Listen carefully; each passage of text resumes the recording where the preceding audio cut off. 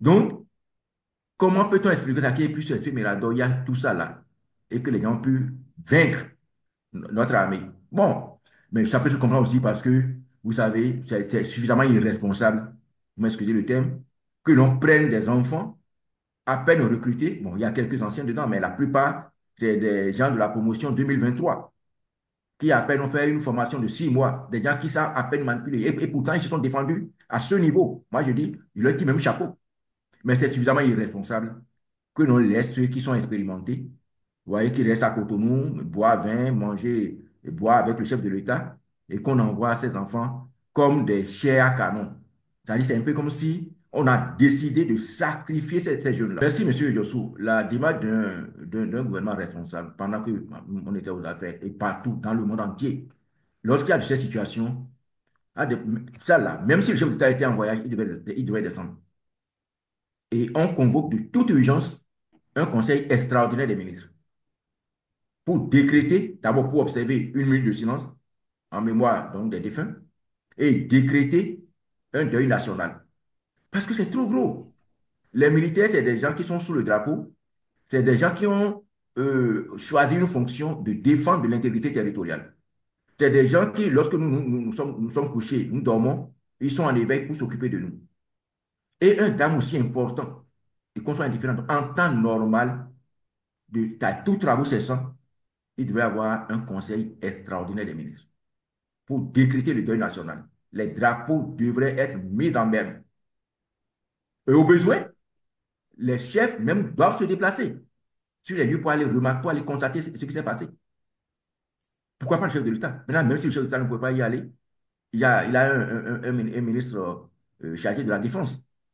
Il y a l'état-major, tout ça là. Mais rien du tout, rien, rien. Mais ce n'est pas surprenant. Et c'est pour ça que, honnêtement, je me demande si les gens là n'ont pas des alliances diaboliques, des alliances maléfiques.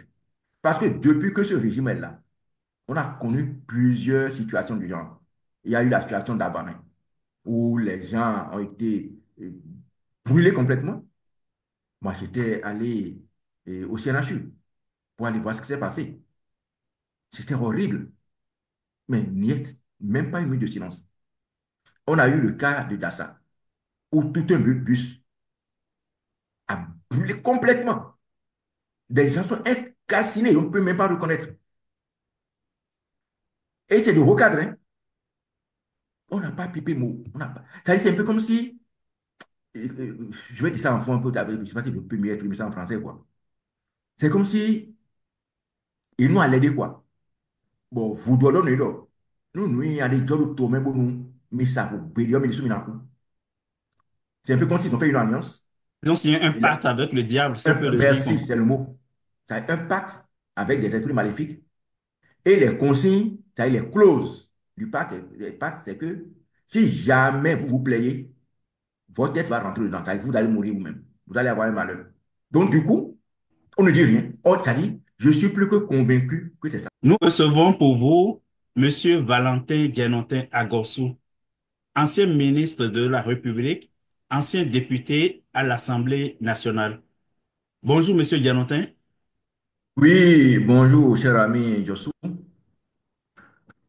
L'année 2025 commence avec des tragédies majeures au Bénin, comme le massacre d'une trentaine de soldats béninois à Banikwara et le grave accident de circulation à Alada, dont le bilan humain reste à établir.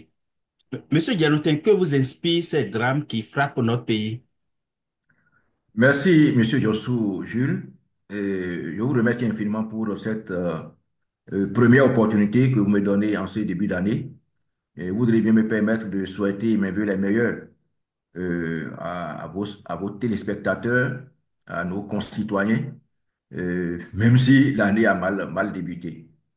Et je voudrais également m'incliner devant la mémoire de ces compatriotes qui, tôt en début d'année, nous ont dit au revoir, mais de la façon la plus malheureuse.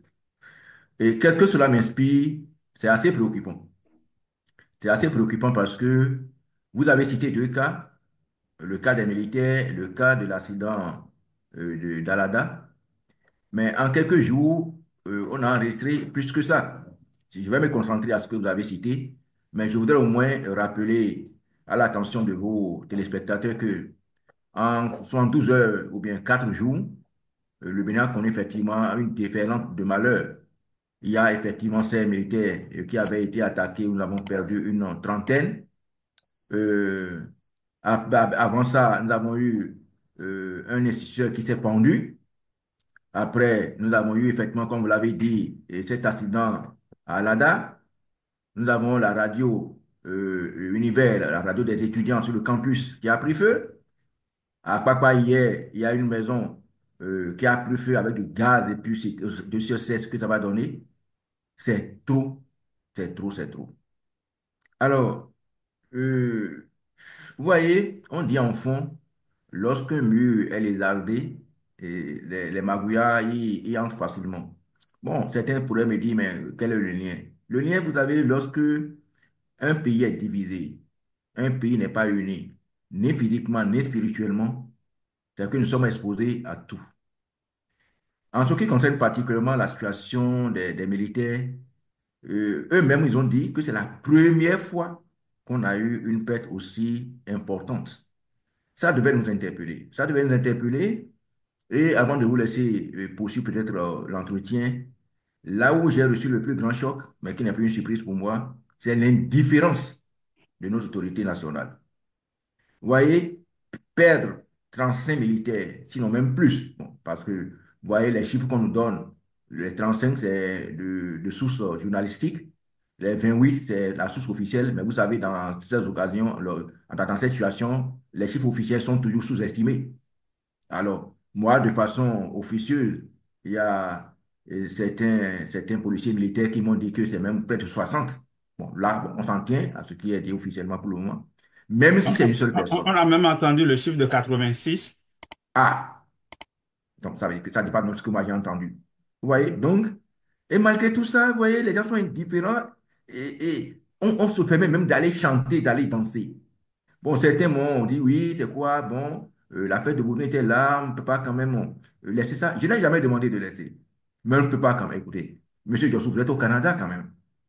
Et moi, je suis actuellement bloqué en France.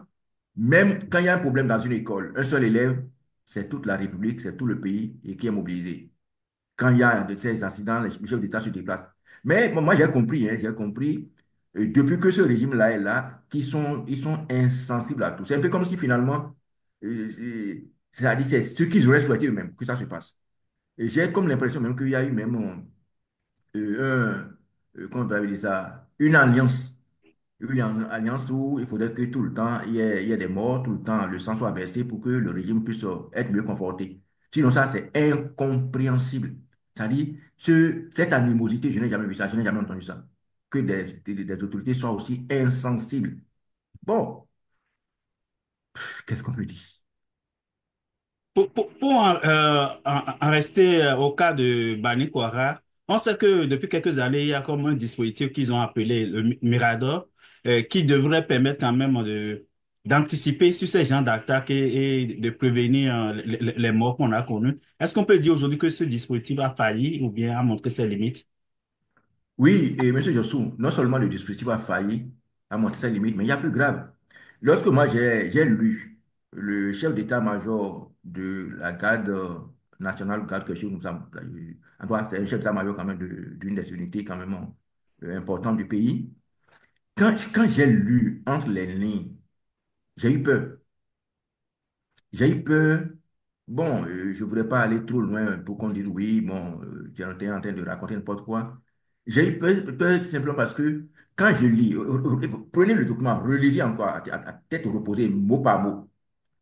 Je me demande même s'il n'y a pas une complicité dans cette affaire, quand j'ai lu le chef d'état-major.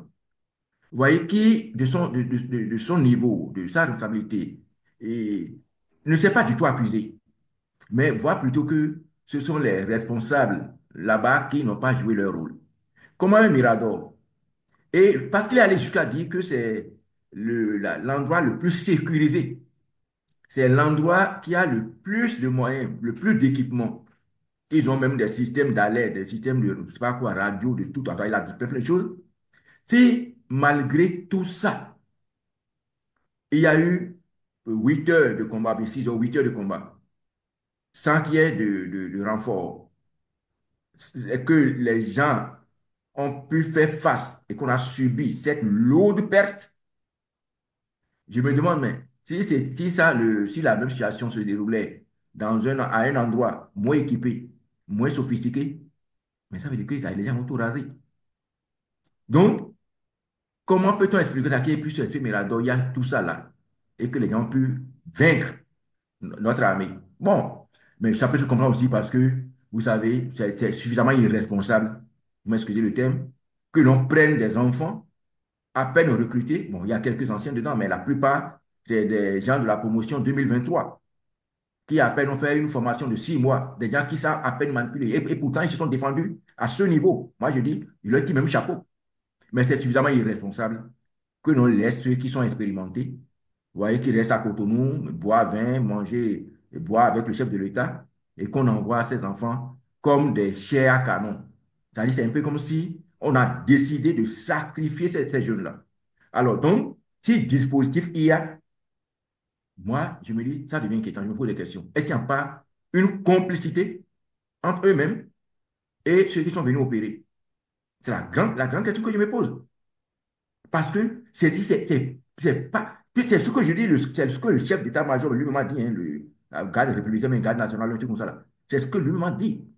On ne peut pas me dire que c'est l'endroit le plus sécurisé dans le pays et que malgré tout l'équipement, malgré tout l'appui extérieur que nous avons, malgré tout que nous avons acheté comme vous appelez ça, drone ou bien je sais pas quoi, avion, tout ça là, malgré tout ça, il n'y a pas eu d'abord, il n'y a pas eu anticipation, parce qu'avec les services de renseignement qu'on a, qui sont les services de renseignement intérieurs, les appuis que nous avons avec d'autres pays étrangers, malgré tout ça, on n'a pas su que quelque chose comme ça allait se passer. Il y a problème. Ça s'est passé.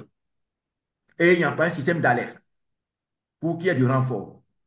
Ça sert finalement à quoi alors? Les drones, les avions, les hélicoptères, tout ce qu'on a, tout ce qu'on dit qu'on a là. Ça va être seulement pour revenir se balader les 1er août pour dire qu'on est puissant.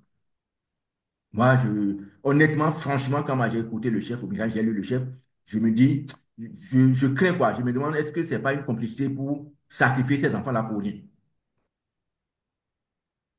Monsieur Janotin, vous avez commencé à en parler tantôt par l'indifférence des autorités. Vous avez occupé de hautes fonctions dans le pays. Quelle devrait être normalement, dans ces cas précis, la démarche d'un gouvernement responsable?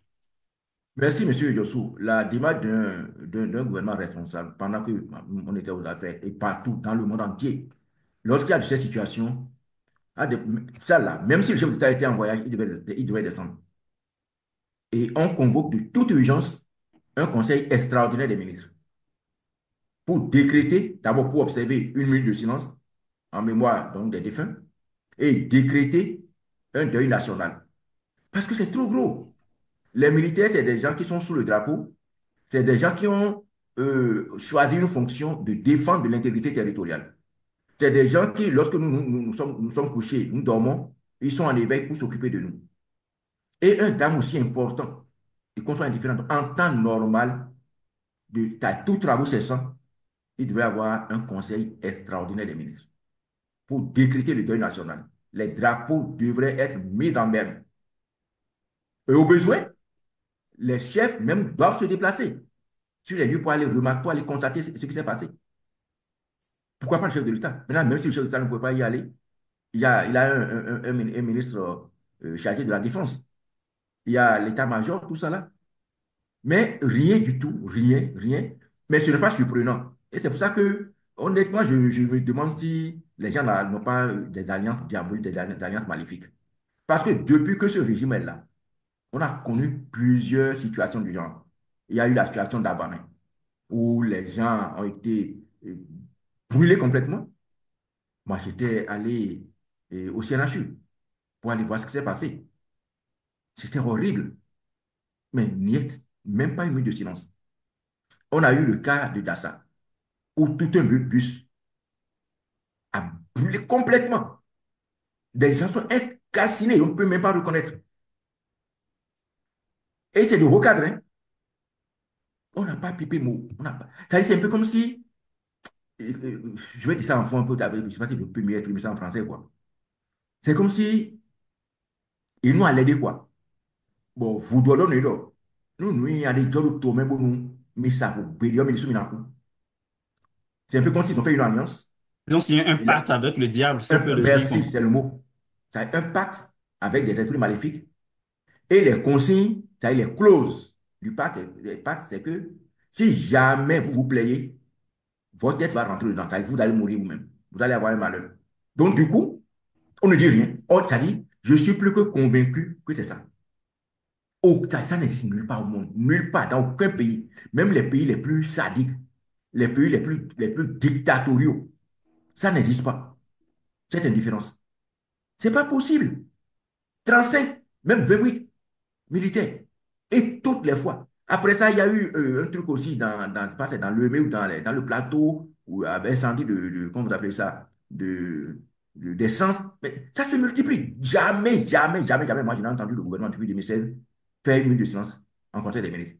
Mettre le drapeau en deuil. Mais c'est quoi? C'est quand tout le pays va brûler qu'on va mettre le drapeau en berne? Non, cette indifférence-là, ça inquiète quoi.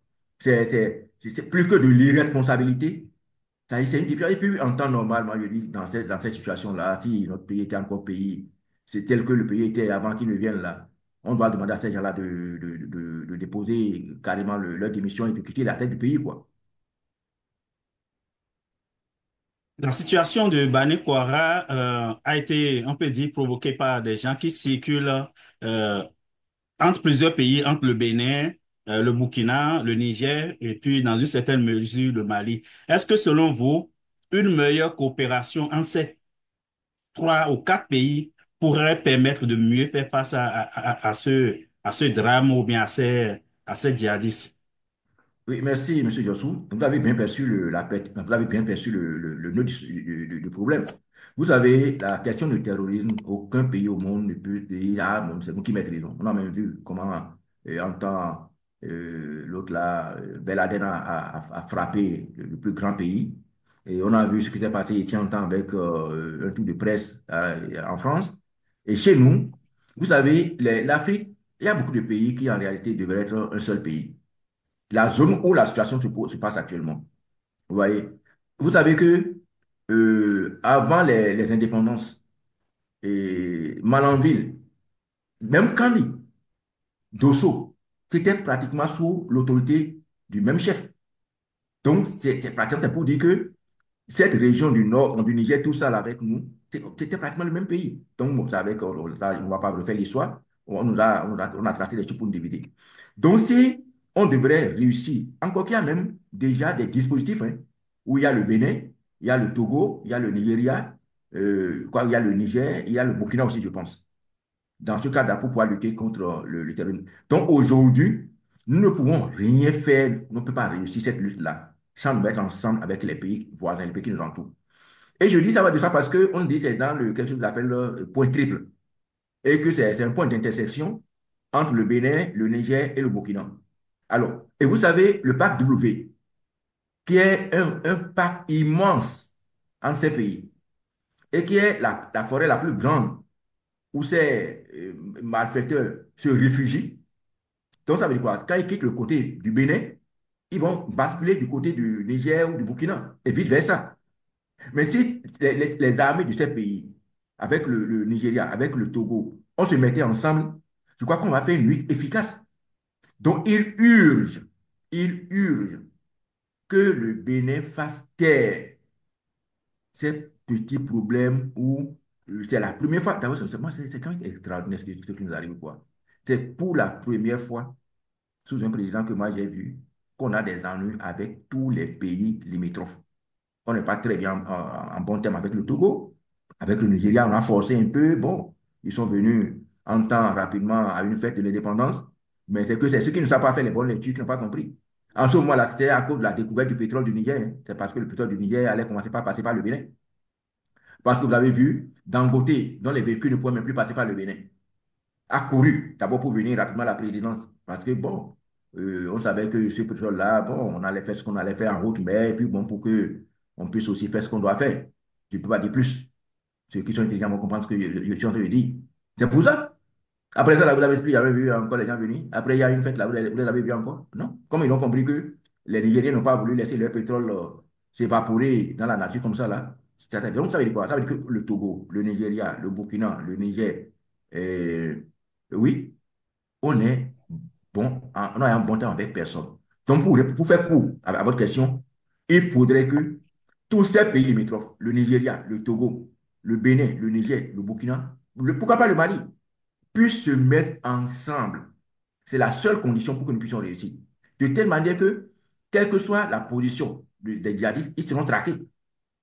Et ils vont converger, ils vont mutualiser les moyens, ils vont mutualiser les forces, ils vont mutualiser les ressources.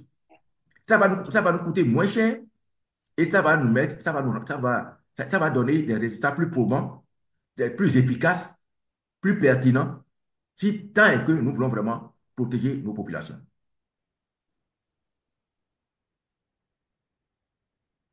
On en vient peut-être à la conclusion de cet entretien. Aujourd'hui, face à ce drame, pour pouvoir anticiper sur d'autres éventuellement, parce que ces gens-là, euh, on peut le dire, massacrer 30 personnes. Ils se sont repliés quelque part. Tôt ou tard, peut-être ils vont revenir encore à la charge. Qu'est-ce qu'on peut faire aujourd'hui au Bénin euh, pour pouvoir anticiper, pour pouvoir prévenir une telle situation dans le futur? Alors, ce qu'il faut faire pour anticiper, d'abord, vous savez, il y a un aspect que je n'ai pas évoqué, je vais profiter rapidement. Vous savez, lorsqu'on a une troupe, il faudrait maintenir le moral de la troupe. Et moi, je profite de l'occasion pour remercier vraiment les militaires, les policiers, tout ça, parce que c'est pas facile. C'est-à-dire, vous savez, on vous envoie quelque part. C'est vrai, ils ont choisi la fonction des armes, donc vous savez que bon, leur vie, c'est tous les jours de mourir. Ça, c'est vrai. Mais c'est pas pour autant et on va les exposer à la mort gratuite. Alors, cela étant, vous savez par exemple que ces jeunes-là qui sont morts, ils ont travaillé des années durant sans salaire. Les informations qui me parviennent, c'est des gens qui sont pas, quand ils tombent malades, ils ne sont pas pris en charge, leur nourriture n'est pas bien assurée, donc ils ne peuvent pas avoir le moral. Et j'ai lu, je ne sais pas si c'est vrai, parce qu'aucune autorité ne l'a confirmé, encore que chez nous, souvent on ne confirme pas les choses, qu'après l'incident là, il y a certains qui ont fui et ils ont fait l'appel et ils n'ont pas répondu présent. Alors, donc il y a tellement de démissions au niveau de la police et de l'armée parce que qui sont ceux qui vont accepter d'aller mourir facilement comme ça? Alors, du coup, il faudrait que l'État prenne ses dispositions pour bien prendre soin des militaires et des policiers. Je ne dis pas de négliger les autres fonctions, hein, toute la fonction publique en général, mais ceux-là, ils ne peuvent pas, même dans la Bible, hein, on ne fait pas des travaux militaires à crédit. Et 20 quoi. C'est pas possible, quoi. C'est des gens où tout doit être assuré, non seulement pour eux-mêmes, même pour leur famille. Ceux qui sont morts là, vous pensez qu'ils vont encore penser à eux? Mais comment est-ce que ceux-là peuvent même se donner à fond? Donc, d'abord, moi, je dis première chose, car il faudrait qu'on s'occupe correctement de ceux-là qui sont sur le terrain, du point de vue sanitaire, du point de vue logistique, tout et tout, qu'on leur donne les moyens qu'il faut. Deuxième chose, que notre pays fasse tout pour rentrer en négociation et activer tous les systèmes de coopération qui existaient par le passé entre le Bénin, le Togo, le Nigeria, le Burkina, le Niger, pour que nous puissions faire dans un truc de concerter cette lutte-là. Il y a d'autres points que je ne souhaite pas aborder sur le plateau ici parce que c'est assez sensible, mais qu'eux-mêmes ils savent. Sinon, comme vous l'avez dit, on risque, c'est pas nos prières, on prie Dieu vraiment que Dieu nous épargne, mais on risque d'avoir encore d'autres situations pires que ça. Et je ne prête pas d'intention à ceux qui nous dirigent, mais quand je remarque leur indifférence, quand je tiens compte de leur insensibilité avec la période électorale que nous engageons. Et lorsque j'apprends que le FA dit, demande au président de ne pas partir, qu'il est le seul capable de le faire. Vous voyez, c'est la naïveté du Béninois qui fait le problème. Depuis qu'on nous disait que Talon ne peut pas quitter le pouvoir, les gens doutaient. Et lui, il trompe les gens, il dit oui, on a mis dans la Constitution, nul de sa vie ne peut faire plus de deux mandats, nul de sa vie. Et les gens croyaient à ça. Et aujourd'hui, on dit que le FA a dit que le président, il va rester. Et il y a quelqu'un qui se dit professeur de FA, qui vient faire une émission télévisée, qui dit que oui, on ne doit pas payer. Parce que l'année dernière, il n'était pas venu, hein, parce que les gens n'ont pas accepté qu'il gère l'argent. Ça lui venait tomber par quoi? Pourquoi il n'était pas à chaud là, à Ouida 2024 là? Pourquoi le professeur là n'était pas là? Pourquoi il s'était fâché? Parce que maintenant son dilamation lui a donné de l'argent, il est allé faire face aujourd'hui, c'est lui qui vient dire que oui, les gens peuvent préparer. Mais ça c'est quoi ça? Comment on peut nous prendre pour des imbéciles jusqu'à ce point? Il peut nous dire pourquoi il n'était pas l'année dernière, pourquoi on n'a pas mis dans le comité. Et une condition lui pense que le FA est au-dessus de la Constitution, que lui n'est pas promoteur de droit conditionnel, mais qu'il enseigne le FA. Et le FA va dire de violer la loi qu'on s'est donnée. Encore que notre Constitution de 90, on l'a révisée nuitamment à notre insu, en procédure d'urgence, par une assemblée illégitime. C'est eux-mêmes qui ont mis ça dans la Constitution. C'est le président même qui a mis ça dans la Constitution maintenant. C'est ce président lui dit encore de violer la Constitution pour rester. Mais tout cela étant, M. Diossou, ne soyez pas surpris que l'on favorise même cette attaque-là, comme que de 2025 là, cette attaque se multiplie pour qu'on nous dise finalement que, compte tenu de l'insécurité dans le pays, et c'est ça que même déjà le professeur de Fall a commencé à dire déjà, que ceux qui nous attendent devant là, qu'il faut avoir quelqu'un de téméraire, quelqu'un de si comme le président qui est là, pour pouvoir tenir. Ils peuvent même eux-mêmes multiplier ces genres d'opérations pour dire que oui, voilà, donc une grande partie du pays est en insécurité, il n'a pas la paix, donc on ne peut pas aller aux élections dans ces conditions, donc il faudrait qu'on laisse le président continuer. Vous savez, moi je rends grâce à Dieu qui ne me laisse pas ignorant, qui me permet de voir certaines choses venir, d'anticiper tout ça, mais malheureusement, les gens... Alors, si tous ceux qui doutaient et qui pensent que oui, il y aura élection, on va gagner, malgré le code a déjà tout bouché. Mais aujourd'hui, maintenant, on nous a dit clairement que le FA a demandé au président de rester. Encore que c'est un FA présidentiel. Depuis 92, que le président Soglo a institué la fête des religions endogènes, la fête de Vaudon, ça ne se passe pas comme ça. Il n'y avait pas Gogo dans la fête de Vaudon. Mais depuis l'année dernière, on a mis Gogo dedans, on a mis la débauche dedans. C'est devenu un truc de musique, tout ça là maintenant. Et que le FA, je ne suis pas faillisant, bien, je ne suis pas Fabi, mais je suis le Corbet. Je suis le Corbet, je suis marié, je suis le Corbet. Je sais ce que c'est, ces histoires-là. Ce n'est pas quand on ne rentre pas dans une année pour faire le FA de l'année. Ça se faisait avant. Maintenant, on rentre dans l'année d'abord, on veut faire FA. Et on allait jusqu'à nous dire que c'est un FA politique. Que le signe qui est sorti là, c'est un signe politique. Et ce signe politique-là, rien d'autre à trouver à dire que de demander au président de rester. Ça dit, nous, nous tombons quoi. Ça dit, c'est notre pays qui est tombé comme ça là. Qu'est-ce que nous voulons léguer à la génération? Moi, c'est ça qui fait mon problème en réalité. Tu pourrais te taire, et Joshua, tu m'excuses de te tutoyer là. Je pourrais me taire. Tous ceux qui se battent pour le pays pourraient se taire. Mais quoi qu'on dise, c'est notre pays quand même. Nous avons des enfants. Et l'histoire va se demander, mais quand ça se passait, qu'est-ce que ceux-là avaient dit? C'est tout notre problème. Mais qui est-ce qui peut se lever et dire? Est-ce que quelqu'un doit faire un fa pour dire que le fa demande au président de quitter? Encore qu'il devrait quitter, il est à la fin de ses 2 mandats. Encore qu'il disait qu'il voulait faire ce mandat. Bon, après, on s'est dit non, moi, il peut faire 2. Et encore que 2021, personne ne l'a élu. Il s'est mis là lui-même. Maintenant, les derniers mandats veulent finir encore. Maintenant, on dit, cette fois-ci, ce n'est plus le peuple, hein. Donc, Seigneur Jésus-Christ, qu'est-ce qui nous arrive? Donc, le vote là, c'est finalement quoi? Donc, on va encore faire l'élection dans ces conditions-là? Non. Prenons l'argent là pour faire autre chose. Prenons l'argent là pour aller, pour aller nous occuper de CRHU, pour mieux équiper le CRHU. Prenons l'argent là pour aller payer les AME, les enseignants qui sont mal payés. Prenons l'argent là pour aller nous occuper plus de nos militaires, de nos policiers. Prenons l'argent là pour prendre en charge les dialysés. Si déjà on dit on peut aller au-delà de la Constitution et que le FA a prééminence sur la Constitution, que le président, le FA a demandé au président de continuer, mais pourquoi on en fait encore élection? Donc, ceux qui, quand on dit élection, que le coup a tout verrouillé d'une part, ils pensaient, ceux qui continuent, vous allez continuer à rêver encore aujourd'hui, quand vous avez dit clairement que le FA a demandé au président de rester là. Bref, M. Jossou, moi, je ne serais pas surpris que cette situation-là se répète encore les jours à venir, les semaines à venir. C'est pas ma prière. Mais les gens qui sont là sont si cyniques, si insensibles que ils vont faire tout pour rester. Mais j'en aurais fini quand je vais faire une citation biblique qui dit, il y a dans le cœur de l'homme beaucoup de projets, mais seul le dessein de Dieu se réalise. C'est à nous de penser que oui, et bon, on a pouvoir de vie ou de mort sur les gens, donc on va faire ci, on va faire ça. Mais qui est-ce qui peut nous dire ce qui va se passer demain? Qui est-ce qui va se passer demain? Et le phare ne nous a pas dit que nous avons faim. Le phare n'a pas demandé de payer les salaires des militaires qu'on a oubliés depuis longtemps là. Hein? Le phare n'a pas vu qu'il faut améliorer le salaire des agents. Tout ça là, c'est ce que la ville a fait depuis que le président reste là. Mais je l'ai mis. Quoi ne donne une donc il m'a électé pour l'élection de Bolum élection là, mais ma blême vidéo.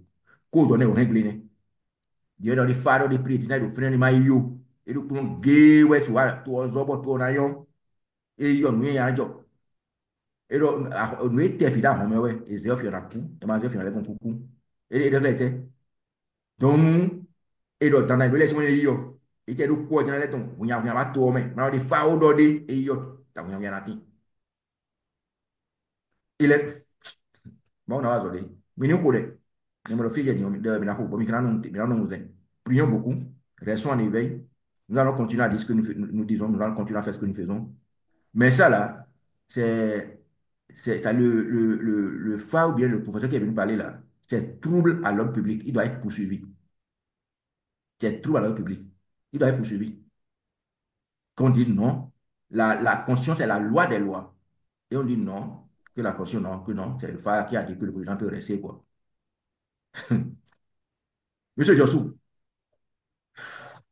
je vous remercie. S'il n'y a pas d'autres questions, mais s'il y a d'autres questions, je suis toujours disponible. Merci beaucoup, Monsieur Jonathan. On a fait le tour des questions que j'avais prévues. Merci beaucoup pour votre disponibilité. Donc, nous avons reçu pour vous Monsieur Valentin Diamantin Agosso, ancien ministre de la République et ancien député à l'Assemblée nationale. Avec lui, on a essayé de voir, euh, d'analyser ces tragédies qui frappent le Bénin actuellement cette année 2025. Et déjà, on a dévoilé quelques pistes de solutions qui pourraient aider les gouvernants actuels pour pouvoir euh, préserver l'intégrité du territoire national.